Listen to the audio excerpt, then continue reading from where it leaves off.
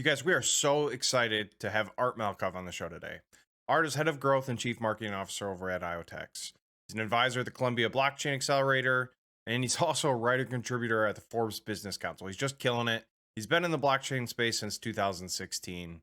And if you guys aren't familiar with IoTeX, they're a layer one blockchain, and they're seeking to leverage the growing power of the machine economy to bring about MachineFi. So what's that?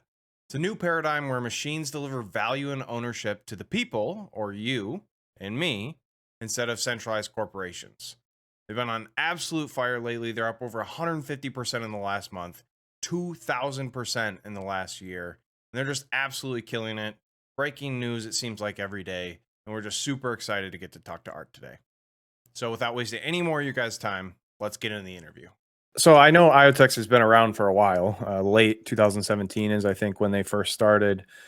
And has their vision kind of remained constant? Their guiding, like North Star, kind of been consistent over the years that you know of? Or at some point, did their vision evolve and maybe they pivoted a little bit to MachineFi and when they saw an opportunity based on developments elsewhere in crypto?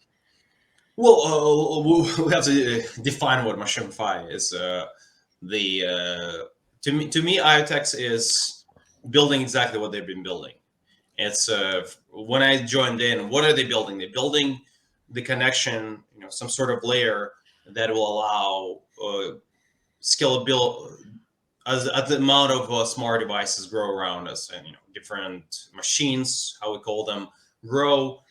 We're able to give them some sort of security and identity, and all that is already built in IoTeX. So technology stack is there. So like when I looked at it, I remember it was end of like around May this year, and I had a conversation, and they brought the project came over my desk. I said, it's interesting. I looked at everything they were doing. I'm like, wow, they have an amazing technology, a really cool projects, terrible marketing.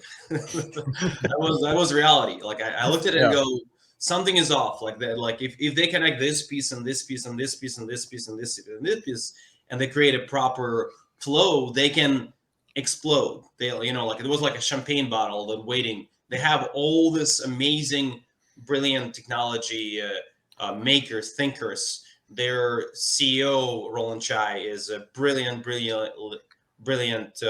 cryptographer, from Uber, from Google, really high level. They're, people, very senior people from Intel who dealt with hardware. Kevin, he's been in Facebook product manager. So really high level stack. But yet that one part that was missing is really, how do we figure out, how do we unlock the marketing? And so that's kind of was my role. And I said, you know what, let me join in, and I can help, position the vision where they want to be versus where we are. It wasn't the issue of technology. Their technology, their roadmap, as mentioned, hasn't changed at all. Okay. I would say even the scope hasn't changed. It just, what was missing was IoT is very complex. It's when you ask somebody, hey, you do like IoT? Is that exciting? What is that? Yeah. First of all, what is that? And why are you talking to me crazy? And two, and that's where MachineFi came in. MachineFi, I really liked it because MachineFi was the epitome of things we can relate to, right? Machines and finance, DeFi. There is Google Fi. There's names that are not necessarily always finance, but there is that familiarity. So MachineFi was a perfect fit into the branding of IoTeX and their vision, but the vision hadn't changed. Just slightly different packaging that people can understand. Because otherwise, when you see IoT, what you just see blank. It's a blank. People think it's a developer thing, whereas MachineFi, imagine. Yeah, I think it's really interesting. I totally agree with you that MachineFi, especially in crypto, has marketed it in a way that's relatable and it gets you thinking about the possibility, the scope. And I could see where that would be really, really difficult to do if you didn't set the proper groundwork to get people thinking about the possibilities of what could be possible, which really brings, I think, I have not seen a lot of projects that have the ambition and scope that IoTeX is bringing to the table. So this whole conversation kind of got started from this tweet, which we were throwing out there as just a joke, maybe a little bit of a play on the rise of MachineFi, the rise of Terminator. And so you reached out, and I guess what about this tweet kind of triggered something in your mind to say, hey, I'd love to talk about this? Well, I think it's really people afraid of the machines, right? There is that Terminator. By the way, I do realize we kind of that was the Rise of MachineFi was kind of the play on it. it was about triggering, like who controls machines, right? Right. And in this case, it sounds very dangerous, but reality is there is more and more machines around us. All those different things, and rolling with a gun. You never know when it's gonna come in handy against the microwave. I think you guys should just print this picture out and put it like up in the break room or something. Or maybe sneak it somewhere for him to see it. It's we'll do that. He'll be like, hey, I mean, he saw it. He's fond of music, but the reality for us was it's to trigger the people thinking. So if I don't control my devices, who does? Yeah. So the rise of MachineFi is more of you don't have to accept the status quo of Amazon's, Google's, and whatnot, that they always will control your devices if you don't do anything about it. So it's more of most people probably will still be okay at this stage, but at least we can start talking about giving control to the people in terms of how they. Because it's not just devices; they're connected, collecting your data. They're communicating with each other. So devices have their own identities. So that's like DID. That's in IoTeX we've been talking about digital identities for a long time. It's like imagine you're trying to go to another country. If you don't have a passport or ID, how do they know who you are? So with machines, when there is 100 billion machines happening, if you don't know what they are or how they're performing. Especially as they get smarter, isn't it a bit risky? Isn't it a bit? It's a combination of safety, but also a combination of A, there is safety, and B, if you can own your data, you can own your machine, some sort of communication, you can actually start earning money from it. You can decide how to use your data, and that thing is right now not on the table at all. Amazon will never be like, hey, would you love to have your data? Oh, you do? Okay, great. So you need to go through 15 million pages of this. You gotta click there. You can maybe export it for 2 days, and then you still don't own it. So. Right. It seems like your job isn't just, creating the pathway for people to own and have their own privacy, their own data, but also like awareness. Most of the people have all these devices and they have no idea that it's actually being mined and making a lot of other people a whole bunch of money. So how do you balance the two between you're doing the tech, the work in order to free the people, but how do you tell the people that they're not free? I do feel it's a larger flow, which the blockchain and Web3 trying to disrupt in some way. So it's not going to happen overnight. It's really for us starting conversation, also showing big companies that they can get value from that as well. Yeah. Because if you can give your users more freedom, then potentially you can actually use it as your selling point, right? If you're a big company, go, hey, but now if you have this device, you can actually control your data, and maybe I don't know if you had a chance to see MachineFi video.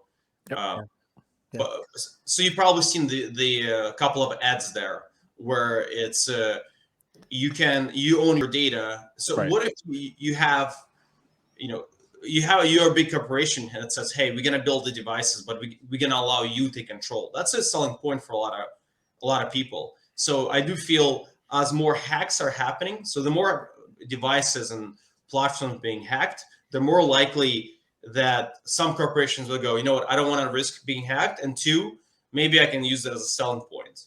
So because ultimately we're not gonna be like, oh my god, screw Facebook and Amazon, and it doesn't matter. Like, it doesn't matter what we say. What matters is, will they get a benefit?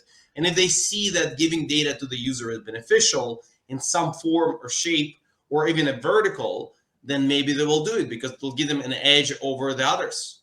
Yep. So maybe it's not going to be Google, but maybe it's going to be Yahoo, right? So it's really starting to play up those players against each other and shaking out the status quo of we own your data, period, versus we own your data, ...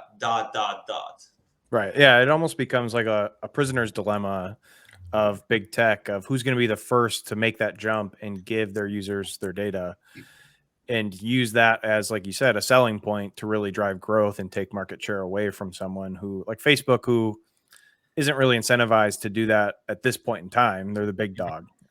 And so they might do it to get ahead of the times. But I did have a question in terms of existing devices. We've used those as an example before. And are those going to be able to integrate with IoTeX and be kind of onboarded onto the MachineFi portal? Or is it going to require like an Amazon, for example, to make a change to their Echo software when they're rolling it out for me to take like my Echo and put it on the MachineFi portal and leverage that on your network?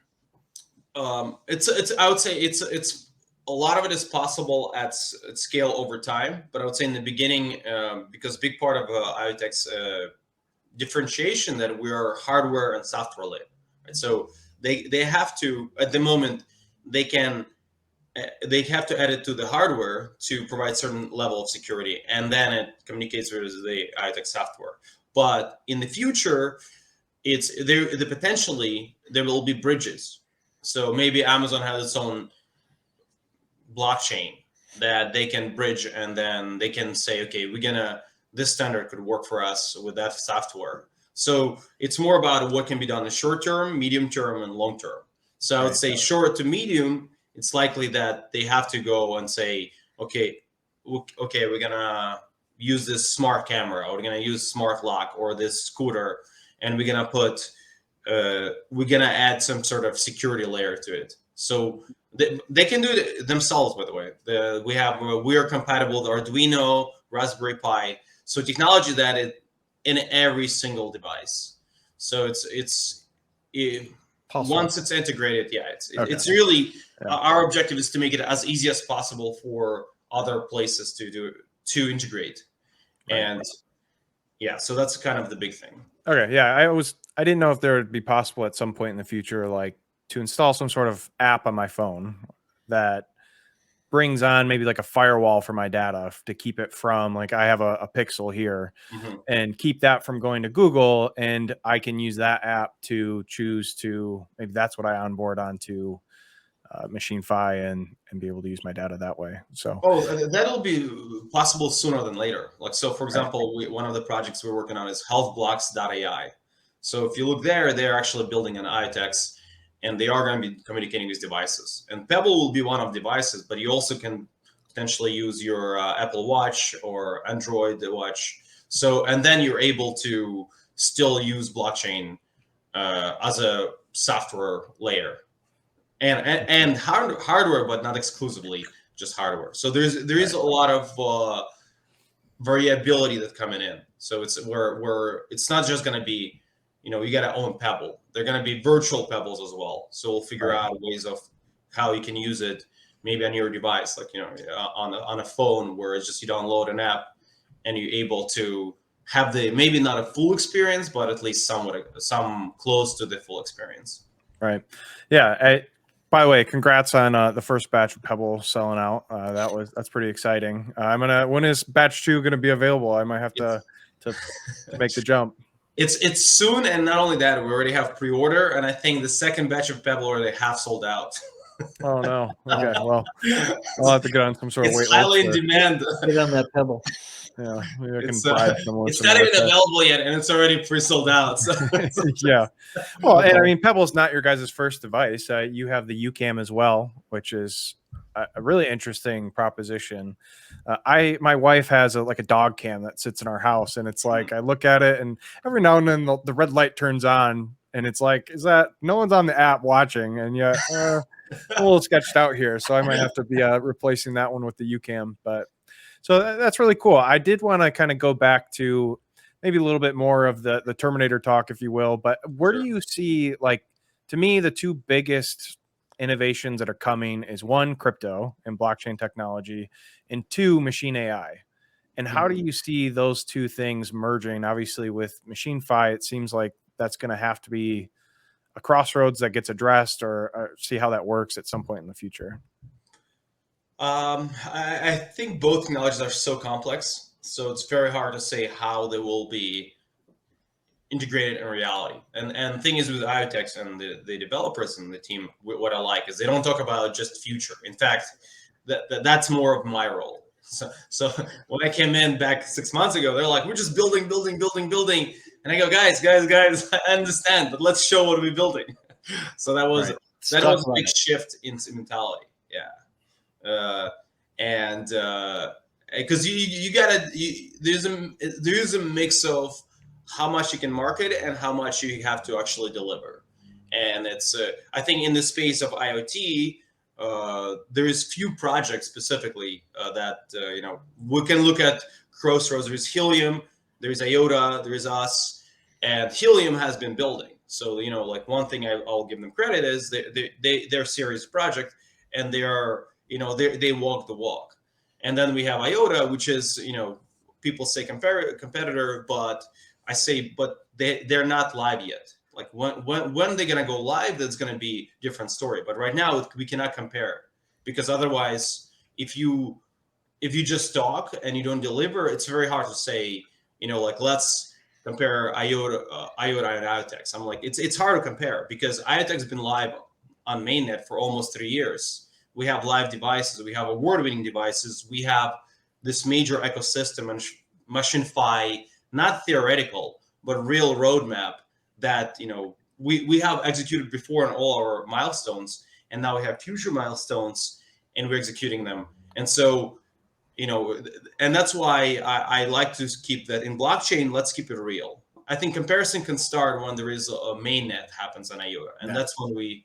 that's when that's when we can say, okay, let's compare apples to apples how technology works. But it's very hard to compare something that is you cannot really test.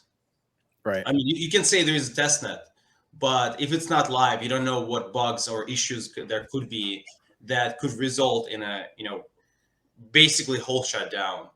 And ultimately it is a hard technology, so I definitely don't want to be like Iota, they're trying to figure it out. So like I will be the first one to say that's important. But Right. ultimately to me is I want to focus on what can we deliver right now, how can we deliver value to the companies, to the projects, be that us, Helium, or others, but how can we go to companies and say you can build it right now, let's build Right. it. Yeah.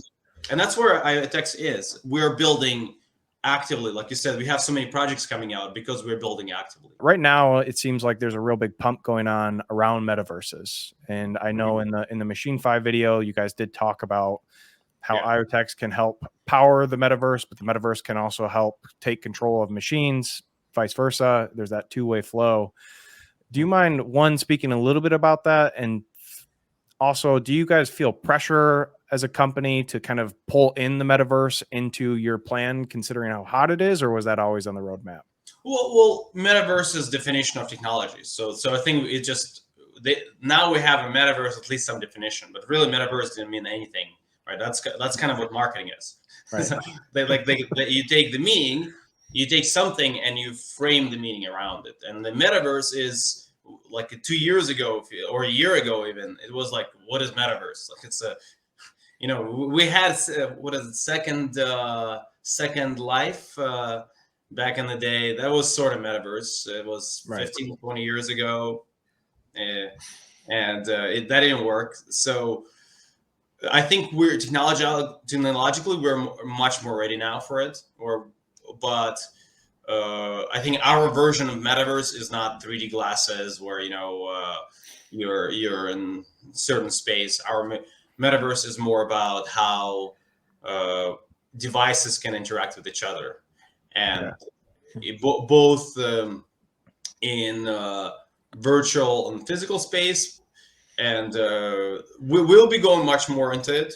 But in our case, it's more of we had the vision, and then Metaverse is just definition fits part of that vision. So that means it's just Metaverse itself as overall just a word of brand, right? So and in our case is machines and physical and digital world connection that we've been talking about for a long time. That's Metaverse. so it is what it pretty is. natural. Boom. Yeah, and we've been talking about that for years. Like we're connecting physical and digital world, and Metaverse is connecting physical and digital world.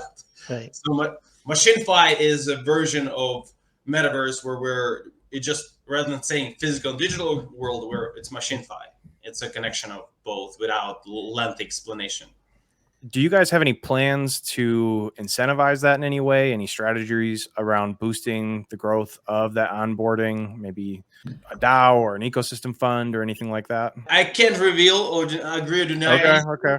But I will say that there will be something surrounding that very soon. So just, I would say, follow us. You can follow me on Twitter. I think you actually guys have it right here, and or follow IoTeX main site. But I will definitely be going more into the empowerment. In fact, we announced the DAO for partial DAO for all the NFT that are printed. Yep. All the assets are actually going to go to the DAO where the people are going to make decisions, and that NFT is more valuable than people think. It's not. It's almost like NFT pass versus just one-off NFT. So there are going to be some details coming out. Yeah. The other thing I wanted to ask you was scalability for IoTeX. I haven't read the entire white paper yet. I've gotten part of the way through it, but you guys mentioned, I think, 100 billion machines by 2030. And so even just a fraction of that is such a massive scale to me. What is IoTex's plan around scale? How much can you guys handle? Can you speak on that at all? Sure. Right now we can handle about 2,000 to 3,000 transactions per second, which is pretty massive. Like that's a real throughput. We have recently hit over 200,000 transactions, 220,000 transactions in a day. So we're definitely speeding up quite a bit. The beauty with IoTeX, it was designed from the get-go to have sub chains, I believe that's the name, where if we ever need to, we can create specific. There is specific word, but the idea is it's a kind of almost like a side chain, but the part of the main chain where it's can be used specifically for a specific vertical. Yeah. So we haven't even gotten close to needing it, which is just shows you a good design from Roland, Kevin, and our co-founders from the get-go, that we're able to hit 200 transactions per day right now, and not even need to think about the scaling it further. But it's already in plans. Like it's hasn't been activated, but it's part of a framework, so it can be activated very quickly. I mean, it will need more, but ultimately, I think the big value we're bringing is the transaction per second was important, and then cost. How can you reduce the cost, and to make sure that it's small enough that you can add, that you can have a lot of transactions. So in our case, the comparison we give is under $1, you can do about 5,000 transactions. Wow! So it's pretty massive, especially if you think about it. When somebody like a company, they can gain a lot of benefit, but saying, "Hey, we're in blockchain, we give you security," so they can charge more. So if you're a smart lock, for example, you say we give you 100% proof security, they can charge much more for it, like $5-10 extra. So really, you can price in, 50 cents or $1 and charge, and you actually get to make profit. You can actually say, hey, we'll charge $10 normally, but if we had blockchain, we can charge $20, but the cost will only cost maybe an extra $1 or $2. So that's a very important consideration, because here's the thing: if you don't have any cost of transaction, then who is securing that? Because if there is no cost in transaction, like how do you prevent bad actors to making bad things on your chain? Ultimately, there has to be some cost, because the way I say it is, you don't want communism on your chain, like, because it's not going to end well. Right. It's going to be a lot of bad actors really can be abusing. If there is anything no cost, is like, what is it called? If there's no cost, it's the only free thing is the cheese and mouse trap. So if there is no cost for a bad actor to do it, how can that be really limited? And that's what I think was a big concern in IoT, because the transactions have to be cheap enough that you can do it at scale, and a lot of them, and still, but it cannot be free. Right. So what do you do? And so ultimately it took a lot of design and process, and really to where we are right now, which I think it's as close as it is to perfect balance as we could get. Yeah. So the faster and easier we make it for people to join and build, the better. So that's really the objective. It's we want to remove the difficulty out of the people's thinking. It's not about, oh, what are we gonna do, but really more about, oh, what value can we unlock by building an IoTeX versus trying to build blockchain from scratch or using some complicated coding. It's really, how can we make people start building and connecting devices. Yeah, absolutely. Well, I know you're a very busy man. We really appreciate the time. I guess in closing, how can people get involved in IoTeX as a community? I know you guys kind of plug that a little bit in the MachineFi video. We'll obviously put all the links in the description. But what's the best way to get involved? Where can people find you? Anything else you want to plug? Sure. We're going to do ambassador. I don't know how to call it, community very soon push, but we're also going to have a different ambassador in probably a few months. So for anyone who wants to be involved, follow us on Twitter, go to Telegram.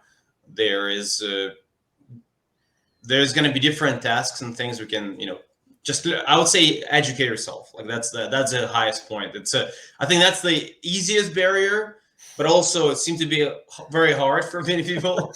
So like the first step would be watch our MachineFi video. How about that? Like just, maybe drop a link there. Like just go and watch it and watch the whole thing, and then it will give you a much better understanding where we're going and how we're doing it. And then you can figure out how you can want to get involved. But the best way to get involved to actually immerse yourself in the technology, understand the reason why it's done, what the team behind it, to understand what it's not just not the what. Yeah, it's not just reading Twitter. Right. It's get into the weeds. Everything's reading like Twitter. Come on.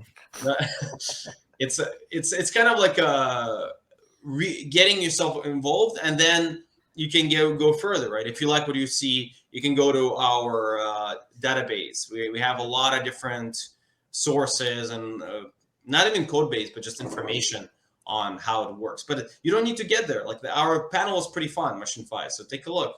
Yeah, it was a great video. I will warn you, it will give you extreme FOMO. I didn't hear of IoTeX until like the last 2 weeks, and I've probably spent like 20 hours of absorbing your guys' content and really digging deep. And I'm excited. So I think you guys you're killing it right now. Continue to kill it.